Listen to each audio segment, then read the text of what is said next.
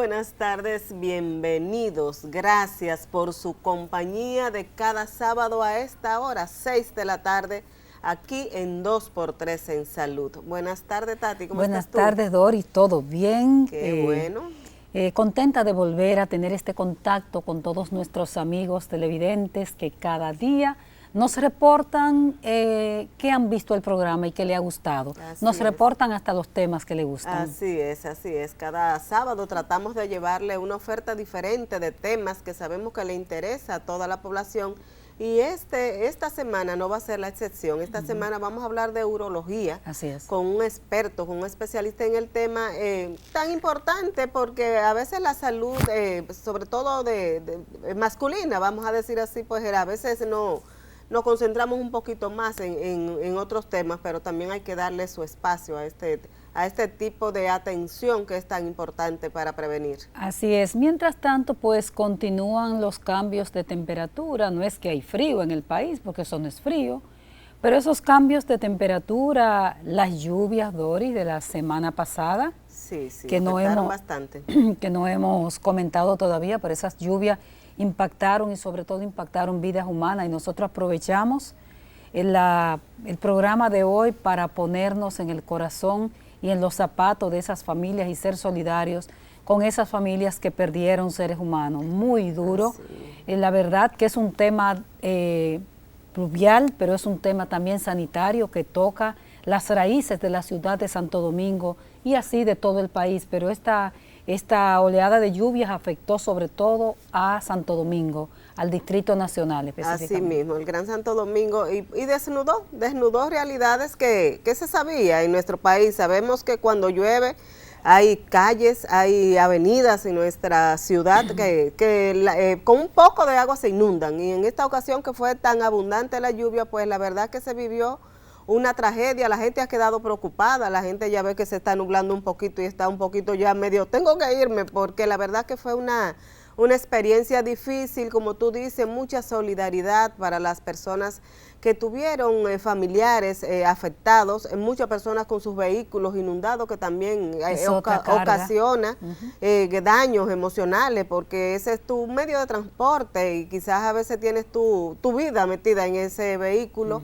pero también trae como consecuencia situaciones sanitarias difíciles, porque las inundaciones, sabemos todos, lo que trae en materia de salud, te puede generar problemas gástricos por la contaminación del agua, problemas, por ejemplo, infecciones por leptospirosis. Sabemos que las ratas y los animales, generalmente las ratas salen en momentos de inundaciones, y que la orina de ratas contaminadas con la bacteria leptospira, cuando hace contacto con el humano, puede afectar y generarle la leptospirosis, una enfermedad que si no se atiende a tiempo es altamente mortal. Pero también tenemos las enfermedades provocadas por mosquitos, con las crianzas del mosquito, y se dice que en 2 semanas podríamos ver ese incremento fruto de esos cúmulos de agua y el crecimiento de mosquitos en esta agua acumulada. Así ya estaba de antemano a todas estas lluvias, ya estaba ya el tema de la influenza. También las enfermedades respiratorias. Las enfermedades respiratorias, que de hecho hay un boom todos los años para esta fecha. La recomendación, señores, es vacunarse, de manera que evitemos el agravamiento de este tipo de problemas, que haya una neumonía grave. Hay un incremento importante. Hablaba esta semana con el doctor Rafael Mena y me decía, ya se lo había dicho a Doris y a ti, que iba a haber un incremento, que ya estaba habiendo un incremento, sí. Pues está. Las consultas de los neumólogos se elevan, porque esos problemas se exacerban en esta temporada. Entonces, a cuidarnos todo lo que pueda. Ya sabemos, como dices tú, Doris, que hay también una elevada cantidad de casos de dengue, que las muertes sobrepasan los 40. Entonces hay que cuidarse, porque en el caso de la enfermedad del dengue, pues el dengue mata, señores. Así es. Sigue, la OMS no ha retirado la condición de pandemia de la COVID-19 tampoco. Que he estado viendo que, por ejemplo, en China estoy viendo que están incrementando casos locales, sí. Incluso de COVID. Aquí en República Dominicana los registros indican que está bajito, que no tenemos alta incidencia de la enfermedad, pero también sabemos que la gente a medida que va conociendo las enfermedades, pues deja de ir al médico y deja de hacerse pruebas y deja de chequearse, o sea que también sigue circulando COVID-19, porque conozco de personas que están infectadas. Porque no significa, los registros oficiales no significa que esa sea necesariamente la realidad, situación. Así mismo es lo que el sistema epidemiológico logra captar con muchísimas dificultades, porque ese siempre ha sido el problema de aquí. Así es, y mientras más confianza la gente menos va al médico y menos se notifica. Y el sistema de aquí no anda buscando casos. No lo está, es lo que llega. No hay rastreo, así mismo es. Bueno, pues con este mensaje nos vamos a una pausa y regresamos en un momentito. Así que vamos a conversar con el doctor Robert Mejía Castillo, urólogo, cirujano urólogo. Regresamos. 2x3 en salud. Un verdadero placer para nosotros su presencia, y hoy tenemos el gusto de tener con nosotros al doctor Robert Mejía Castillo. Él es urólogo, cirujano urólogo. Y con él vamos a tener todo un plato fuerte sobre la salud, sobre todo de los hombres, pero el urólogo no es médico exclusivo de los hombres también. Muy buenas tardes, doctor, bienvenido. Buenas tardes, gracias a Dios primero, gracias a ustedes por la invitación. Así mismo como dices, el urólogo no solamente es exclusivo del hombre, porque las mujeres también tienen riñones, tienen vejiga, y aparte de eso, también nos hemos incursionado en lo que es la parte de la urología femenina, que es una subespecialidad dentro de la urología. Perfecto. Bien. Y la urología, doctor, explíquenos, el urólogo, ¿cuáles todos esos órganos que abarca de estudio de ustedes? Sí, es una subespecialidad quirúrgica, clínico-quirúrgica, que abarca riñones, uréteres, vejiga, órganos genitales externos masculinos, y la parte de la urología femenina también órganos externos femeninos. ¿De qué se enferman estos órganos, doctor? ¿Cuáles son las complicaciones más frecuentes que ustedes ven en consulta o en quirófano en el caso suyo? No, depende, por supuesto, el fuerte de cada urólogo, porque el urólogo dentro de la urología, que es muy amplia, tiene diferentes fortalezas. Por ejemplo, yo veo mucha disfunción eréctil porque tengo una unidad de disfunción eréctil, veo muchos cálculos, muchas piedras, porque también tengo el entrenamiento y los equipos para eso. Veo mucho cáncer de próstata. Indudablemente que las infecciones urinarias es la panacea, pero dependiendo, vuelvo y repito, cuál es la fortaleza de cada uno. Yo veo muchas patologías de todas diversas. Por supuesto, hay patologías que me llegan, que no es el fuerte mío, que yo se lo refiero a otro colega que se dedica o tiene el entrenamiento de eso. Porque se han ido subespecializando, vamos a decir así, en diferentes áreas, porque antes creíamos que el urólogo era general. Ya ustedes se han ido especificando. Sí, usted toca una parte muy importante, que es lo de la disfunción eréctil. Sí. Es casi defunción. ¿Verdad? Para los doctor, fines. Eso es muy importante para los hombres. ¿Qué implica la disfunción eréctil? ¿Qué implica? ¿Por qué se produce? Hablemos un poco de ese tema. Y de la incidencia en nuestro país. Claro. No solamente implica en la parte importante del hombre. Recuérdense que el problema de disfunción eréctil no es un problema de uno solo, es un problema de dos. De la pareja. De pareja, indudablemente. La disfunción eréctil puede ser causada por diferentes causas. Hay causas psicológicas, hay causas orgánicas y hay causas mixtas. Donde la causa, por ejemplo, uno como facultativo, uno investiga si hay algún problema de tipo orgánico del paciente. No es lo mismo un paciente que te dice que fortuitamente tuvo relaciones y que de repente no respondió como él siempre responde, que el paciente, ya tú sabes que eso puede haber un problema ya de que ese día no estaba en esa disposición, estaba cansado, no estaba en eso por complacer a la pareja y no respondió como él regularmente responde.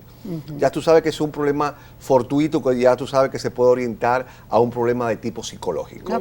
No es el paciente que te dice a ti, mira, Robert, yo vengo arrastrando de hace 6 meses, 1 año, que yo vengo sintiendo que yo no soy el mismo. Yo vengo sintiendo que mis erecciones no son las mismas, que mi deseo sexual no es el mismo, que antes tenía erecciones matutinas, que cuando uno se levanta, el hombre se levanta, por supuesto, veo que no tengo esa erección que antes algunas veces me provoca, otras veces no. Que es casi natural, ¿no? Es casi natural. entonces ya tú sabes que puede haber algún problema orgánico en ese paciente, entonces tú empiezas a investigar a ese hombre. Entonces, por supuesto, yo le digo, si vienes solo, en tu próxima consulta, tráeme a tu pareja, porque entre los tres vamos a lidiar con esto y ella o la pareja que tenga va a tener una parte importante en el desarrollo de esa historia clínica. Claro que sí, importantísimo. Entonces yo empiezo a investigarle de su historia clínica, su examen físico. Si el paciente pasa de los 35 años, indudablemente, como la próstata es una glándula sexual accesoria, necesariamente tenemos que abordar esa parte y se lo explicamos al paciente por qué. Entonces le hacemos el examen físico, su historial familiar, sus antecedentes patológicos, si fuma o no fuma, si es diabético, si es hipertenso, si tiene problema cardiovascular, si ha tenido algún tipo de cirugía. Porque todo eso influye. Todo eso influye. ¿Medicamentos que toma? Si tiene algún tipo de medicamento. Por ejemplo, si es un paciente diabético de larga data o que no tenga una disciplina, porque el paciente diabético debe ser muy disciplinado. Si tiene, por ejemplo, paciente que está bebiendo algún antidepresivo o alguna pastilla de la presión, también todo eso puede influenciar. Si un paciente tiene un estilo de vida diferente, un paciente sobrepeso, que tiene una circunferencia abdominal muy amplia, entonces todo eso va a incidir. El sedentarismo, el estilo de vida, todo el estrés, todo va influyendo en eso. Entonces tú vas armando, como decimos popularmente, el muñeco. El muñeco, sí. Entonces le va haciendo los estudios pertinentes dependiendo cómo se vaya orientando el paciente. Pero lo bueno de todo esto es que el problema tiene solución. Antes de llegar a la solución, doctor, Sí. ¿esa consulta abarca también a hombres que no son heterosexuales, a parejas no heterosexuales? Tiene que ver también, ustedes pueden recibir pacientes con otra, no se dice preferencia, se dice, por ejemplo, gay, homosexuales, vamos o a sea, hablar de que gay. tengan otro tipo de pareja homosexual. Claro También que hay sí. problemas. Claro que sí, todo eso es amplio porque toda la sexualidad Es la sexualidad del ser humano Claro, completa, no exactamente. importa la... No importa. Doctor, y en esa consulta suya, las edades, que más, sabemos que a mayor edad, pues más dificultades de esta naturaleza pueden presentarse, pero ¿cómo marchan esas edades? Regularmente lo más frecuente de la disfunción es, lo más frecuente, el blanco, es de entre 50 a 70. Okay. Pero hemos visto pacientes con menos edad, 35, 40, 40 y algo, que están presentando ese tipo de disfunción. Entonces, ya como les repito, ya un paciente que viene con insulino dependiente, diabético, insulino dependiente, que viene desde temprana edad y viene entonces arrastrando, porque recordemos que la diabetes va a incidir lo que es en los tejidos, para que me puedan entender, los tejidos que envuelven los cuerpos cavernosos, que son los cilindros que tienen que ver con la erección. Exacto. Entonces todo eso lo envuelve y puede ir deteriorando, donde los neurotransmisores y las sustancias que llevan la información para que haya la erección, entonces no se transmite adecuadamente. Entonces el paciente ya hay que hacerle, por ejemplo, algún tipo de sonografía especial, que se le pone droga vasoactiva para provocar una erección y ver si tiene algún problema de deterioro a nivel de las arterias cavernosas, de los vasos, y si tiene algún problema de fuga venosa. Doctor, Ok. ¿cómo afecta al paciente, al hombre, en este caso, que el hombre es el más, hasta por un tema cultural en la República Dominicana, el más activo con su sexualidad, o el que más la exhibe al menos? ¿Cómo afecta su autoestima el hecho de saber que tiene una disfunción eréctil? Mira, es una excelente pregunta. La sexualidad nace con el individuo y muere con el individuo. Para nosotros los hombres, no importa el estatus social, se nos acaba el mundo. Se nos acaba el mundo por la autoestima. Hay pacientes que me han dicho, doctor, yo lo vi, excepto que sé yo cuánto, una serie de cosas. Si usted no me resuelve, yo me voy de mi casa. Así categóricamente. Entonces, ahí le mando a buscar a la pareja y todo eso para ver si hay algún tipo de conflicto o si hay algún problema de tipo orgánico, si hay un problema de tipo psicológico, lo que sea, también se lo referimos al terapeuta sexual y al psicólogo o al psiquiatra, dependiendo de lo que uno encuentre, porque es un problema multidisciplinario. Entonces, se le va viendo, se le va haciendo su, como decimos, su historial médico, su examen físico, pero yo siempre he dicho que la sexualidad es igual que la presión, igual que la diabetes. que estamos abogando la Sociedad de Urología que se incursione y que se apruebe a nivel de las ARS poner, por ejemplo, una prótesis de pene. ¿Por qué? Porque lo más importante en una sociedad es la familia. Exacto. Y se va a alterar, no solamente se altera la parte sexual, el núcleo familiar se va a alterar. Porque ese es un paciente que está malhumorado, está irritado, se irrita por cualquier cosa, la mujer se va a irritar por cualquier cosa. Hay conflicto en la familia. Hay conflicto. Y entonces, por ejemplo, que en paz descanse. Doctor, perdón. Dígame. Interesantísimo, pero le vamos a pedir un permisito, nos vamos a ir a pausa y vamos a seguir con ese tema. Vamos a abordar todo lo que tiene que ver con el hombre, pero después nos vamos a la mujer también, porque no nos vamos a quedar cojos, ¿verdad? Así que regresamos en un momentito. 2x3 en salud.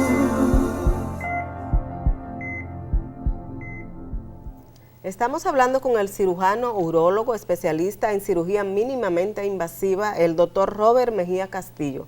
Doctor, hablábamos de ese conflicto, que se genera en la familia cuando hay dificultades en las relaciones sexuales por quizás con situaciones orgánicas, decía usted, pero también podría ser hasta emocionales. Síganos, por favor, que usted iba a poner como un ejemplo cuando lo interrumpí. Por ejemplo, decía el ejemplo a nivel personal con mis padres, que en paz descanse los dos.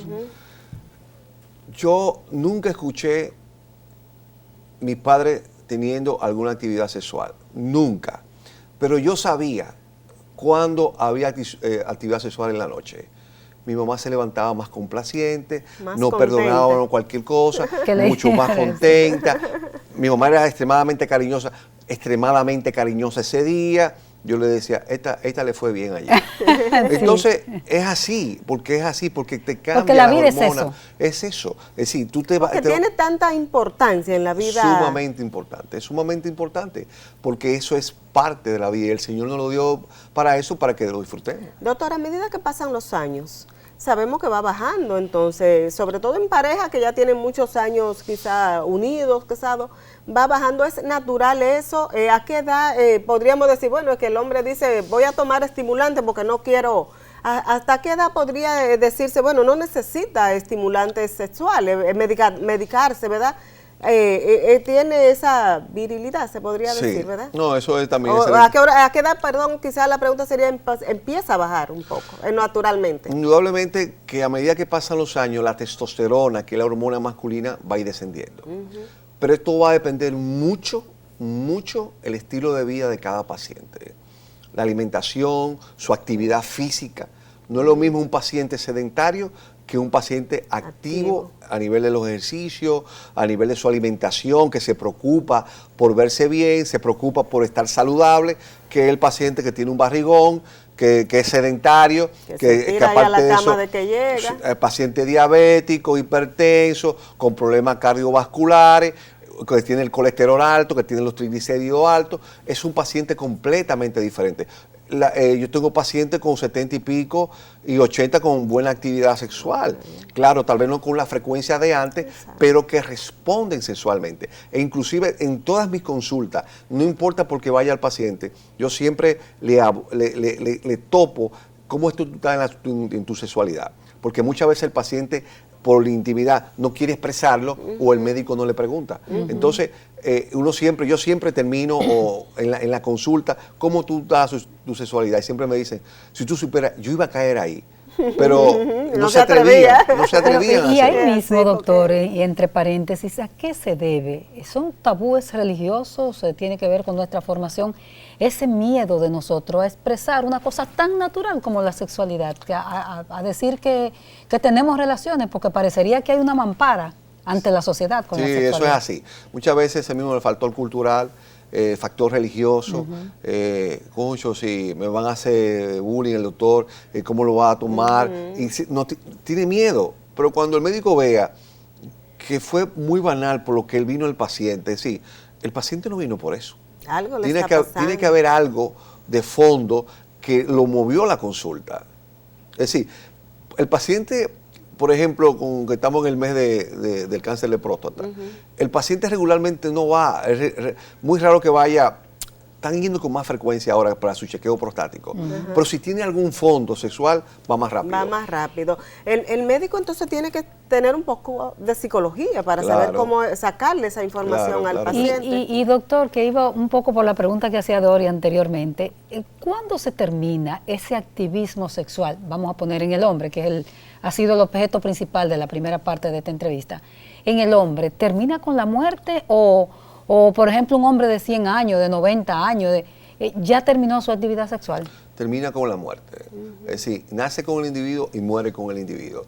Sencillamente, hay pacientes que me dicen, ya se murió antes que yo, porque no ha buscado ayuda. Es decir, hoy en día tenemos herramientas de sobra para restablecer al paciente prácticamente como estaba como antes. Doctor, ¿una vida sexual inactiva puede conllevar a enfermedades, desarrollar enfermedades? No, no necesariamente. No se ha comprobado científicamente tener mucha actividad o poca actividad. Bueno, ahora hay personas que están, ¿cómo se llaman? Que son asexuales, dicen ellos.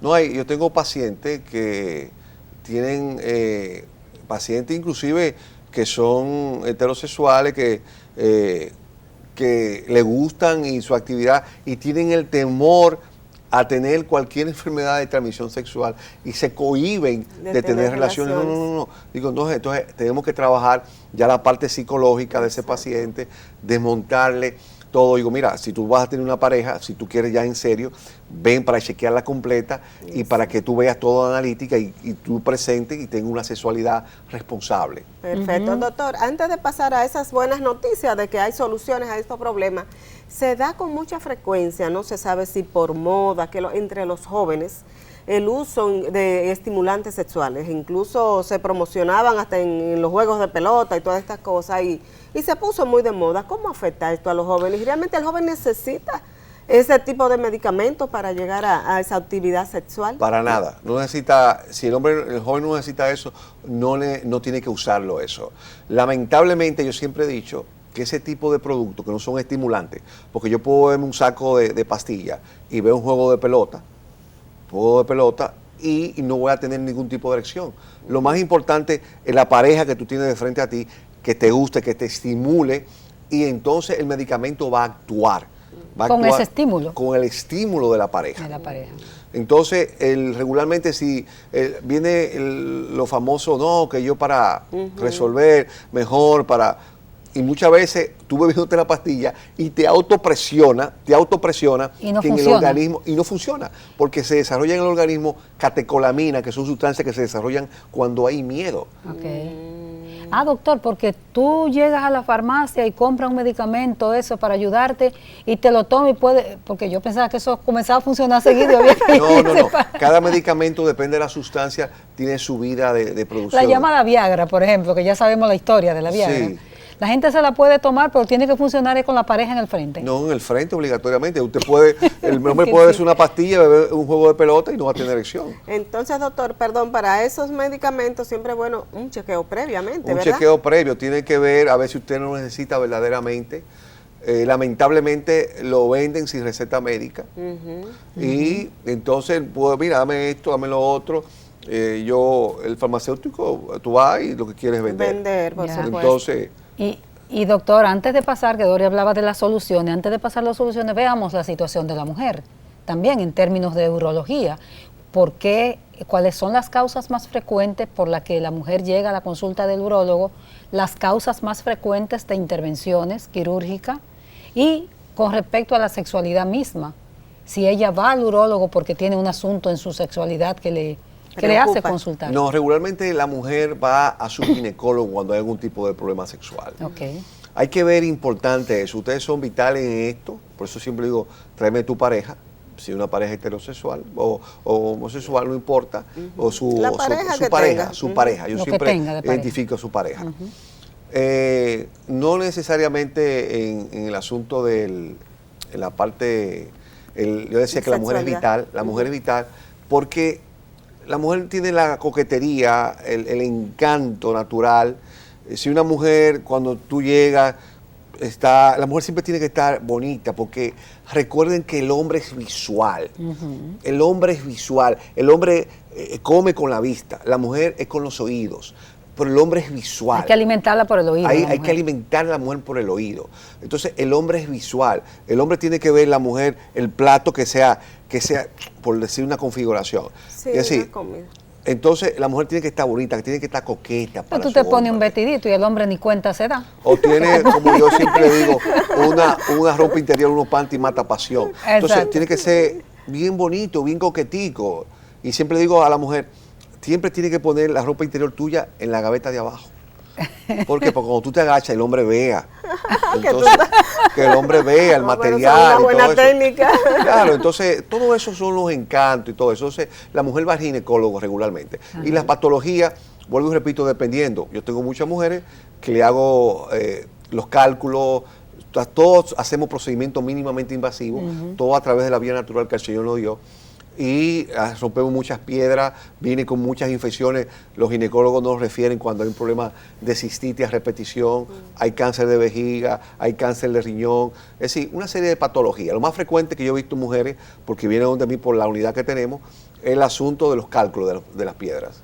Y la cistitis, doctor, ¿eso es un tema de salud frecuente en la mujer? ¿Y desde qué edad? Muy frecuente, no, muy frecuente. Regularmente cuando empiezan, mayormente es así, cuando empiezan a tener vida sexual activa, viene el problema de cistitis, y no porque sea la pareja, sencillamente el ano y la vagina están bien cerquitica. Y recordemos también que la uretra de la mujer es bastante corta, hace bastante corta, viene entonces más frecuente el agua, que lo más frecuente es la infección que venga de afuera hacia adentro, y entonces a través del agua, a través del acto sexual, y la mujer después de la menopausia, bajan los estrógenos, al bajar los estrógenos la vuelve mucho más vulnerable y trae como consecuencia que también tengan esa cistitis, también pacientes con problemas de estreñimiento, es decir, un sinnúmero de cosas. ¿Y la higiene? Factores. La higiene también, claro. Muchas veces le enseñan a las mujeres que hay que limpiarse de atrás hacia adelante, y no es así, es de adelante hacia atrás. Importante tomar en cuenta eso, doctor. Le pedimos su anuencia. Nos vamos a unos mensajes comerciales y regresamos con el siguiente segmento para continuar con estos temas que el urólogo ve en su consulta y que tiene que llevar muchas veces a la sala de intervención quirúrgica. Volvemos ahora con el doctor Robert Mejía Castillo. 2x3 en salud.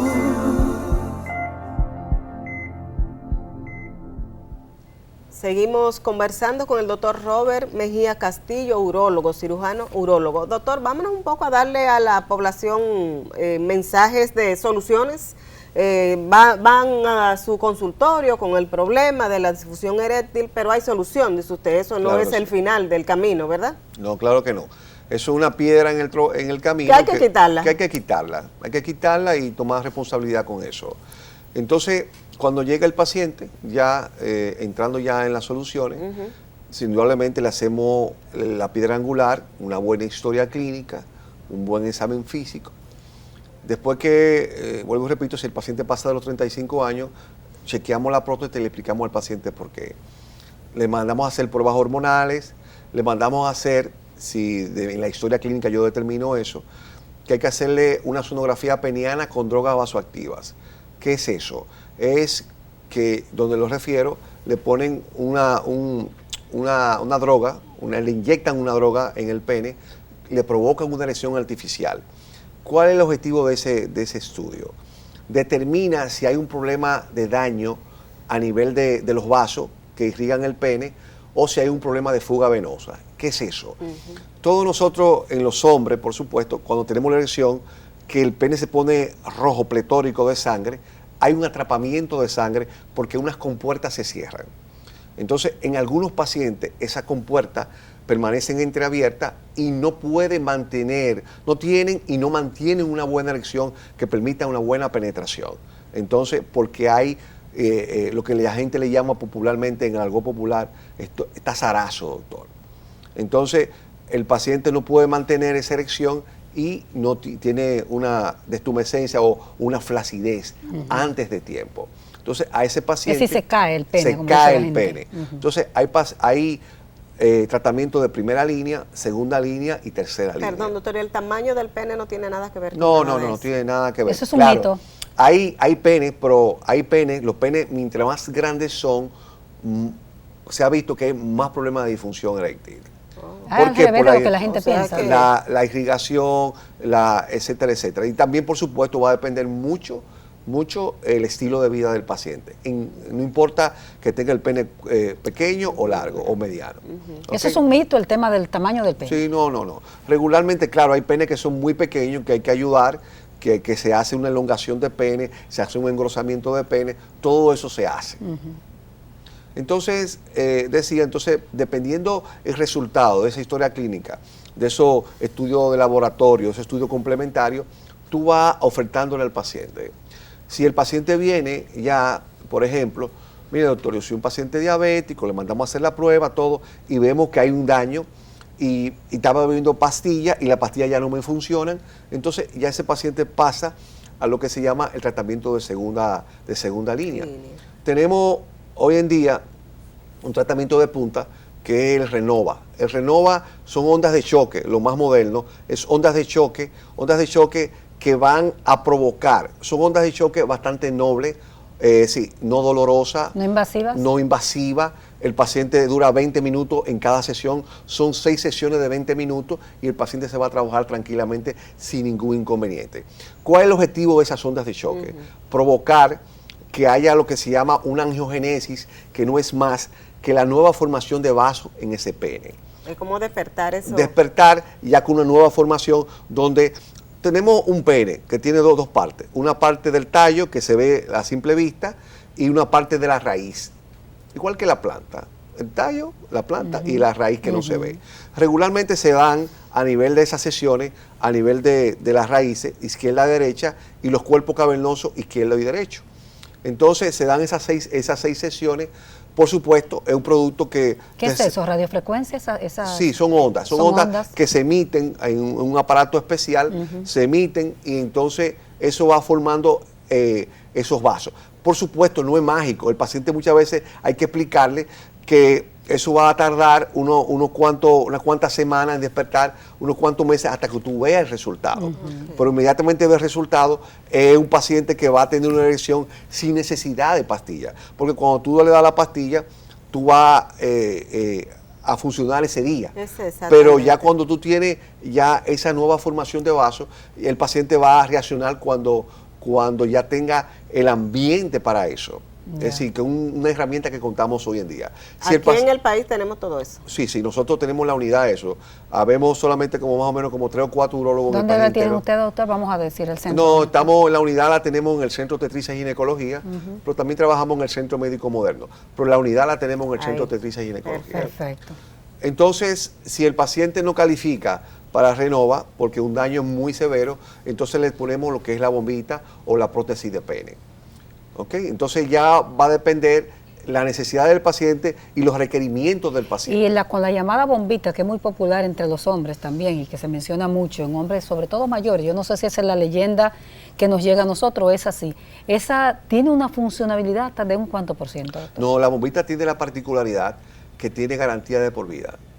Que si a usted le ponemos una bombita y por H o por R. ¿Y dónde que se pone esa bombita, doctor? A nivel de los... Eso es una buena pregunta, eso no se ve, porque muchas veces pensamos que es un aparataje. No. Es por dentro. Yo tengo una bombita, por ejemplo, en caso hipotético, y tengo una pareja nueva, y yo puedo estar con esa pareja y esa pareja no se va a dar cuenta que yo tengo la bombita. ¿No te enterada de que hay una bombita? No, ni se da cuenta.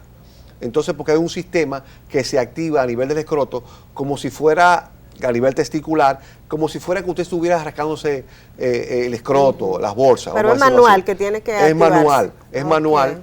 ¿Y por dónde sale para agarrarlo el hombre? No, eso se coloca internamente en los cuerpos cavernosos y se deja el pompi o la activación debajo del escroto y entonces como si fuera un tercer testículo, pero que no se da cuenta, es decir, no se percibe. Y no molesta, ¿no? No molesta. Claro, eso va a depender mucho de cada paciente. Entonces, se coloca ese dispositivo y entonces cuando se pierde, por ejemplo, vamos por un ejemplo, que se dañó el sistema, ya no le está funcionando, al 5º o 6º año. Usted va con su garantía que se le da y la compañía vuelve y le dice, mire el carro aquí 0 kilómetros y sencillamente tiene que pagar lo único que tiene que pagar es la clínica y los honorarios médicos, que es lo menos, porque lo que más cuesta es el dispositivo. Es el dispositivo, porque eso es tecnología. Claro. Entonces, el otro, usted decía, aparte de la bombita. Hay una prótesis maleable. La prótesis. La prótesis maleable, que es todo el tiempo el pene está erecto. Es decir, es más frecuente que se den cuenta ahí. Si no quiere tener relaciones, lo pone hacia abajo. Si quiere tener relaciones, lo pone hacia arriba. Tiene una vida útil más o menos entre 10 a 12 años. Pero entonces el pene, y no es un problema ese pene No, erecto para todo el nada, tiempo, para nada, No. para nada. Eso de una vez. ¿Eso se maneja manual? Manual. Se maneja manual, pero tiene un promedio de vida útil de 10 a 12 años. Doctor, ¿y la bombita como en qué porcentaje se coloca aquí en el país? O sea, los números, ¿de qué nos No. hablan? Y las edades. Y las edades. Por ejemplo, vuelvo y repito, siempre les coloca lo más frecuente entre 50 a 70, yo le he colocado. Pero tiene demanda, tiene alta demanda. Sí, tiene demanda. La más frecuente de las demandas es la maleable por el costo. Es mucho más económica. La maleable. Sí, es más o menos casi 3 veces más barata que la prótesis y la bombita. Por la garantía de la bombita y la bombita es más fisiológica. Es decir, si ya yo no quiero tener relaciones, yo desactivo el sistema y la baja normalmente.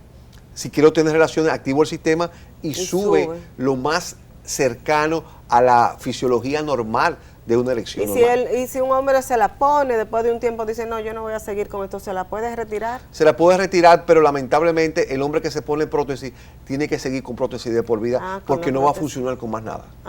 Ok. Y eso depende del grado, vamos a decir así, del grado condición. Y aparte de eso, si el paciente puede pagar económicamente. Por ejemplo, ayer teníamos un proceso de una prótesis maleable que pusimos ayer.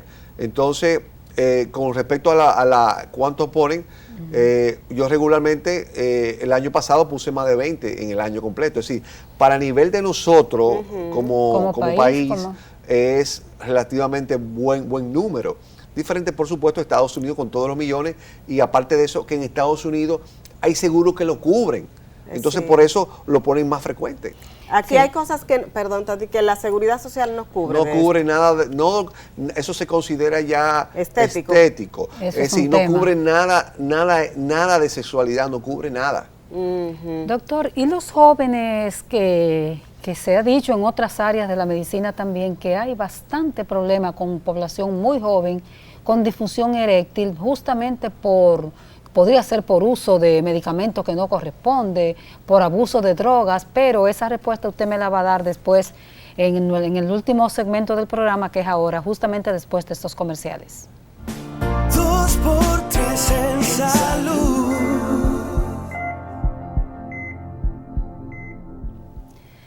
Bueno, doctor, la verdad que esta es una conversación interesantísima con el doctor Robert Mejía Castillo, cirujano urólogo.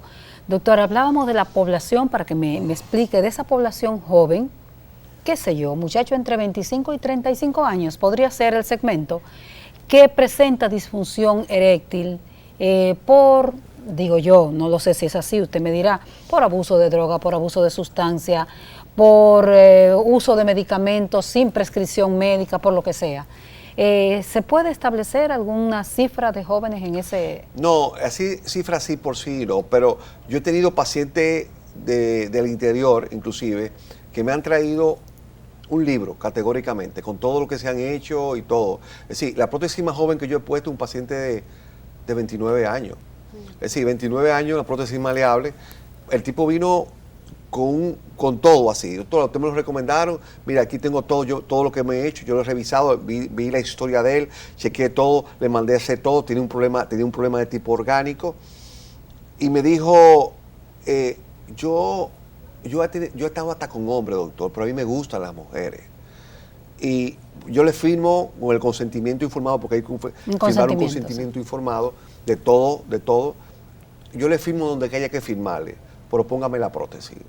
La prótesis. Sí, la prótesis maleable, porque no podía pagar la otra.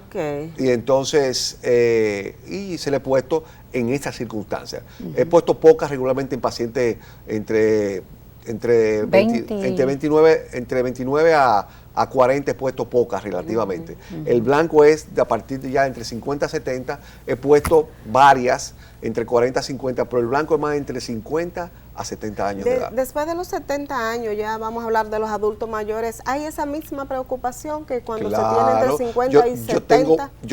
Yo una vez le puse a un tío y al sobrino, el sobrino de 60 y pico y el tío de 70 y pico largo, prótesis maleable, y el tío estaba en mejores condiciones físicas que el sobrino de 60 y pico. Y me dice, lo vi el día pasado, algo jocoso. Me dice, yo, ¿cómo? Digo, doctor, excelente. El tipo ya tiene 80 Contento años. el hombre. Excelente. Pero tengo un problema. Las mujeres más o menos de mi edad no me aguantan. Y las que me pueden aguantar están en discoteca y brincando y yo no puedo tener La eso. jovencita, yo digo, búscate un intermedio, que más o menos te pueda aguantar.